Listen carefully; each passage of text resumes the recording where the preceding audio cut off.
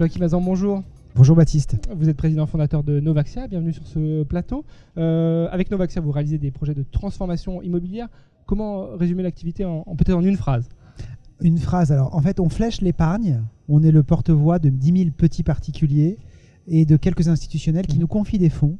Ces fonds, on les flèche vers des immeubles de bureaux qui sont obsolètes, on les transforme, on leur donne une nouvelle vie et on les revend avec de la création de valeur aussi bien économique que sociétale. Parfait. Alors justement, cette 30e édition du MIPIM placée sous le signe du futur, du durable, du responsable, comment abordez-vous, comment embrassez-vous ces sujets avec Novaxia?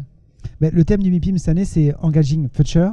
Et je pense que l'idée, c'est de se mettre dans une démarche non pas incantatoire, d'essayer de faire des projets responsables, d'essayer d'apporter une notion d'impact sociétal, mais de le mettre en œuvre, de le quantifier, de le démontrer. C'est une démarche que nous avons mis en œuvre chez Novaxia maintenant depuis plusieurs années et qui va aboutir à l'été avec la démonstration d'une méthodologie d'impact sociétal, de quantifier concrètement sur quelques milliers ou quelques millions d'euros investis dans des projets dans les fonds de Novaxia, combien j'ai créé d'emplois, combien j'ai dépollué de sites, combien j'ai favorisé la réinsertion sur des marchés de travaux. Enfin, l'idée, c'est en quoi j'ai impacté les hommes, les territoires et l'environnement à travers mon investissement. Alors les plus érudits parlent d'impact investing désormais. Est-ce que au-delà de cette méthodologie, il y a des projets très concrets qui illustrent cette notion chez vous?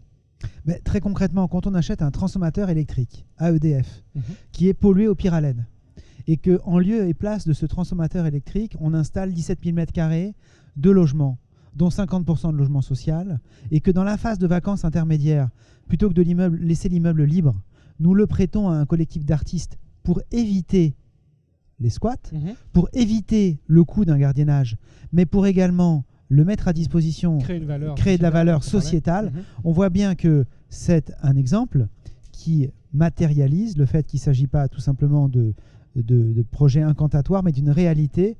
L'impact investing, ça se chiffre, ça se quantifie, ça se détermine. Bon, on pourrait parler de ce sujet pendant des heures. Malheureusement, nous n'avions que quelques minutes. Merci beaucoup, Joachim, d'être venu sur ce plateau pour nous présenter tous ces projets, cette approche de Novaxia. Je rappelle que vous êtes également présent en interview, je crois, dans le dernier numéro de Business Immo. Donc, pour ceux qui voudraient en savoir plus sur votre activité et sur votre parcours, je leur donne rendez-vous dans Business Immo. Bon MIPIM à vous. Merci beaucoup. Merci, au revoir.